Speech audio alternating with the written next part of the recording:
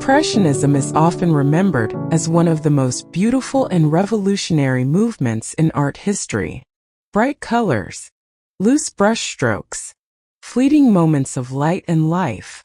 But beneath the beauty of some Impressionist masterpieces lies a darker story, one shaped by political division, prejudice, and antisemitism.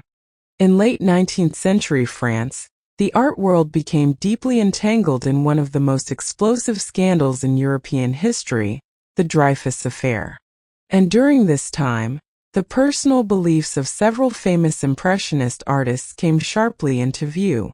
The Dreyfus Affair began in 1894 when Captain Alfred Dreyfus, a Jewish officer in the French army, was falsely accused of treason. He was convicted using questionable evidence and publicly humiliated. The case divided France for years and exposed widespread antisemitism throughout French society. The scandal also divided the Impressionists themselves. Some artists defended Dreyfus and demanded justice. Others embraced nationalist and antisemitic rhetoric. Among the anti-Dreyfus artists, Edgar Degas was perhaps the most openly anti-Semitic. The most damning evidence of Degas' antisemitism is Julie Monet's diary, where she details the extremes of his antisemitism. She writes of one incident. I paid a visit to Degas' studio to invite him to dinner, but found him in a state against the Jews. So I felt obliged to withdraw, without asking him a thing. Another incident records Degas firing a model after she broached the subject of the Dreyfus Affair. You rejouis yourself? No, monsieur, I'm a Protestant. Ah, you're a Protestant. Get the hell out of here. Today, Degas remains celebrated for his depictions of dancers and Parisian life, yet historians increasingly examine how prejudice shaped his personal relationships and legacy. Pierre-Auguste Renoir also expressed intense anti-Semitic attitudes during this period.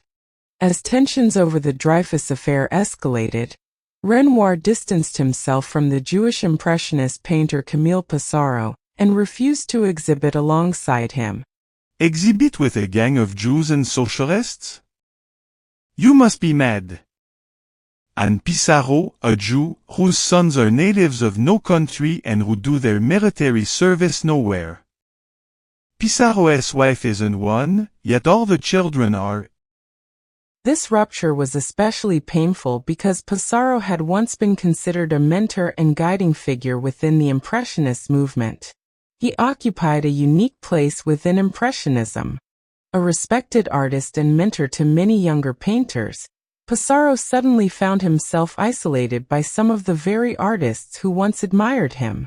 Paul Cézanne was less vocal than Degas or Renoir, but he sided against Dreyfus and broke ties with writer Émile Zola after Zola publicly defended the accused officer. Cézanne had once described Pissarro as the father. Political hatred and anti-Semitism ultimately destroyed long-time relationships. Not all Impressionists embraced anti-Semitism. Claude Monet, Marie Cassatt, and Paul Signac supported Dreyfus and rejected the hateful rhetoric spreading throughout France. One of the strongest voices came from writer Émile Zola. In 1898, Zola published his famous open letter, I Accuse, accusing the French government and military of cover-up, injustice, and anti-Semitism. The article became one of the most influential political statements in modern history. Zola was prosecuted for libel and forced to temporarily flee from France. But his actions helped turn public opinion. The story of Impressionism and anti-Semitism raises difficult questions that still resonate today. Can we separate art from the artist? Should beautiful works created by deeply flawed individuals be viewed differently once we understand the beliefs behind them? Museums and historians continue to debate how openly these histories should be discussed. Some critics argue that the darker side of Impressionism is often overlooked in favor of preserving the movement's romantic image. Impressionism changed the course of art forever. But its history is not only a story of innovation and beauty, it is also a reminder that artists, like all people, are shaped by the political and moral struggles of their time. Understanding that history does not erase the art, but it does challenge us to look deeper beyond the canvas.